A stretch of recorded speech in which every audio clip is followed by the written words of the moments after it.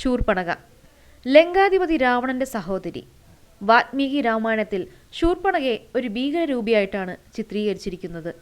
എന്നാൽ കമ്പരാമായണത്തിൽ സ്വഭാവ ദൂഷ്യം കൊണ്ട് ഏകാന്തത അനുഭവിക്കുന്ന ഒരു സുന്ദരിയായ സ്ത്രീയാണവർ.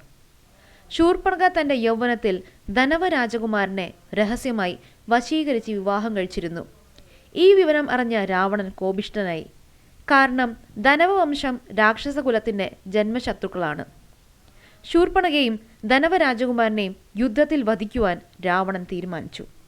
യുദ്ധത്തിൽ ധനവ രാജകുമാരനെ രാവണൻ വധിച്ചു.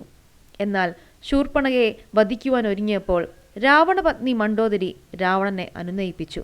ആ തീരുമാനത്തിൽ നിന്നും പിന്തിരിപ്പിച്ചു.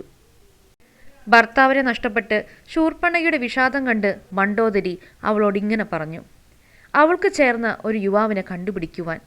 ആ വിവരം താൻ രാവണനോട് പറഞ്ഞ് സമ്മതിപ്പിക്കാമെന്ന് വാക്കും കൊടുക്കുന്നു. അങ്ങനെ മണ്ഡോദരിയുടെ വാക്കുകേട്ട് തനിക്ക് വിവാഹം കഴിക്കാൻ പറ്റിയ ഒരു യുവാവിനെ തേടി കാട്ടിലൂടെ നടക്കുമ്പോഴാണ് അയോധ്യ രാജകുമാരനായ സുന്ദര പുരുഷൻ ശ്രീരാമനെ കാണുന്നത്. ഒരു സുന്ദരിയായ സ്ത്രീയുടെ രൂപമെടുത്ത് ശൂർപ്പണഖ തൻ്റെ ആഗ്രഹം ശ്രീരാമനോട് പറയുന്നു. ശ്രീരാമന് ജീവനും ജീവിത സഖിയുമായി ഒരാൾ മാത്രമേയുള്ളൂ, അത് സീതയാണെന്ന് പറയുന്നു. സങ്കടം സഹിക്കാൻ വയ്യാതെ ശൂർപ്പണഖ പിന്തിരിഞ്ഞു നടക്കുമ്പോഴാണ് രാമാനുജൻ ലക്ഷ്മണനെ കാണുന്നത്. തൻ്റെ ഇതേ ആവശ്യം ലക്ഷ്മണനോട് ആവർത്തിക്കുന്നു. ലക്ഷ്മണനും ഇതിനൊരുക്കമായിരുന്നില്ല. ദേഷ്യവും സങ്കടവും സഹിക്കാൻ വയ്യാതെ ശൂർപ്പണഖ തൻ്റെ ഭീകര രൂപം പുറത്തെടുക്കുന്നു. സീതയെ ആക്രമിക്കാൻ ഒരുങ്ങുന്നു. ഇത് കണ്ട് ലക്ഷ്മണൻ ശൂർപ്പണഖയുടെ മൂക്ക് മുറിച്ചു കളയുന്നു.